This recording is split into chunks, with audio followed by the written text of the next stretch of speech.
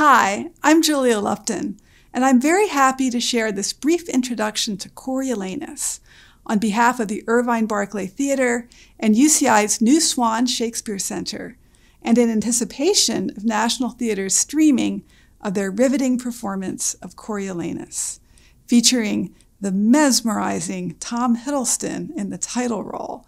You are going to love him, plus a great cast of supporting actors. So what's Coriolanus all about? Coriolanus is one of Shakespeare's Roman plays, along with Julius Caesar and Antony and Cleopatra, as well as Titus Andronicus. Julius Caesar and Antony and Cleopatra are about the end of the Roman Republic and the beginnings of the Roman Empire. In Coriolanus, we are going back to the founding of the Roman Republic, a few centuries earlier than the other Roman plays. The Roman kings, called the Tarquins, have been exiled, thanks to the military skill and leadership of aristocratic warrior leaders like Coriolanus. A republic has been installed in its place, with most of the power initially in the hands of the senators, all from noble families. But now the senators are learning to power share with the working people. They're called the citizens, but also the crafts or the mechanics in the play because they work with their hands. And it's a rough transition. So what makes our play tick? Well, it's dominated by Marcius Cassius, called Coriolanus because of his victory over a neighboring group called the Volsci at the town of Coriolanus. You will hear him called both Marcius Cassius and Coriolanus in the play. Although he helped get rid of the kings, he's not very comfortable with the idea of working people having a say in the government of the city-state of Rome. And when he returns triumphant from victory over the Volsci, he is urged to run for consul, a high office in the new republic. But to do so, he has to speak nicely to people who are not noble like him. He finds that very degrading. And you know what's even worse? He has to wear a gown of humility and expose his war wounds to them. And he can't stand this. He does a terrible job of being humble. And so the people, led by a pair of cynical populist tribunes, turn upon him. He is eventually exiled, and he decides to join his recently conquered enemies and mount a war against Rome. I won't tell you how it turns out. It is a very exciting story. But I think you can see the tragic ingredients here. They include pride, honor, anger, betrayal, and revenge. A man of honor, he aims to be what he calls author of himself. On the battlefield, he becomes a thing of blood, an engine of death. He's even described as a dragon.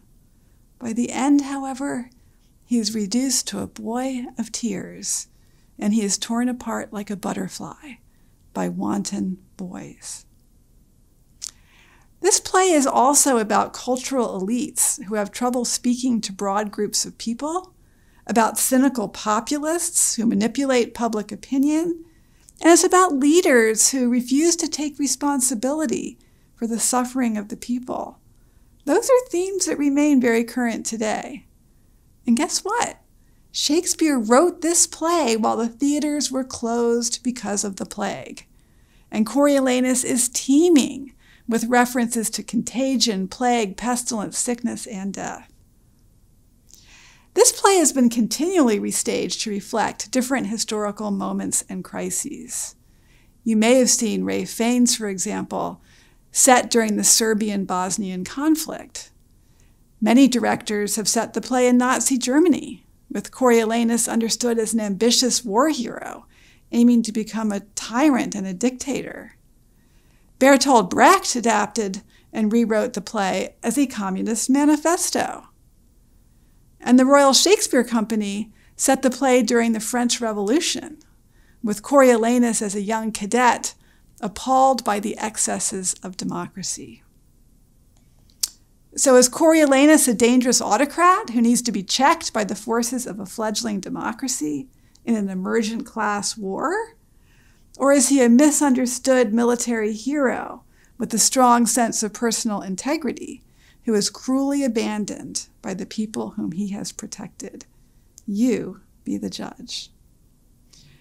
But the play is not only about war and politics. There is a strong domestic and psychological dimension as well. Coriolanus is married to the beautiful Virgilia, and he is the son of the powerful matriarch Volumnia. Her name speaks volumes. Shakespeare artfully contrasts two types of womanhood: the peace-loving wife, concerned for the safety of her husband, and the ambitious war mom, who lives through her son's victories. Each will be called upon to persuade Coriolanus to drop his war against Rome, but only one will prevail. Which one? That's something to look for. Another element in the play is Coriolanus' complex relationship with Aufidius, his rival and briefly his ally. He admires Aufidius' courage and strength, and there is even a homoerotic element in his attraction to his enemy. Look for the long mouth kiss between the two in this riveting production. You are in for a major treat. Spare staging, inspired by ancient Roman graffiti and modern political organizing, with lots of meaningful double casting, emphasizes the basic conflicts in this play between war and peace, between men and women, between personal integrity versus the need to be flexible and accommodating, between a political order led by great men versus a system based on popular rule and the general will. It is a play dominated by bodily imagery, blood, sweat, tears, and one of the most powerful images in this production is of Coriolanus taking a shower. All the perfumes of Arabia won't wash this gripping image out of your mind. So enjoy the show. We look forward to seeing you back at the Barclay and at UCI when we can enjoy the arts together in the shared spaces of beauty and truth. Thank you.